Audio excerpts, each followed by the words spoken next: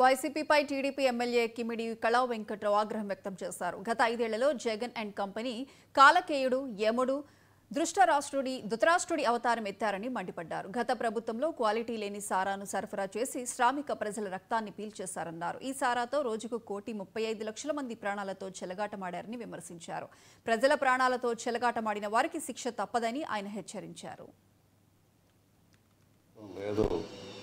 మరి ఎవరైతే ఉన్నారో వీళ్ళందరినీ కూడా ప్రజలందరూ మీరు గమనించండి, ఈ వ్యక్తులు గమనించండి.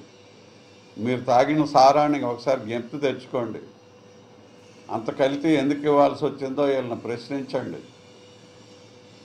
ఈ మేకవన్న పుల్లన్నీ మళ్ళీ రావడానికి ప్రయత్నం చేసి నేను చెప్పినట్టుగా మసిపూసి మళ్ళీ మారేడుకాయని మామిడికాయ అని చెప్పేటటువంటి పెద్దలందరూ కూడా ఒక దగ్గర గుమికూడి గత 5 సంవత్సరాలు ప్రజల తాలూకా ప్రాణాలని, సొమ్ముని, ప్రజాధనాన్ని వాళ్ళు ఇష్టం వచ్చినట్టు దోచుకున్నారు. కాబట్టి వీళ్ళు శిక్షార్హులే.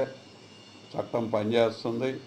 మనందరం కూడా చట్టం పనిచేయించేటటువంటి వాళ్ళకి చట్టం అమలు కావాల్సిందే అనడానికి ప్రజల నుంచి కూడా వాళ్ళకి అన్ని విధాలుగా కూడా దీని మీద మీరు గమనించి ఇలాంటి వ్యక్తుల్ని మరి గమనించాల్సినటువంటి అవసరం ఉంది.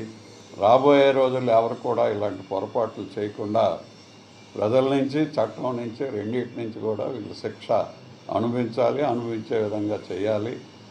బిగ్ బాస్ అనేటటువంటి వాళ్ళు ఎవరు?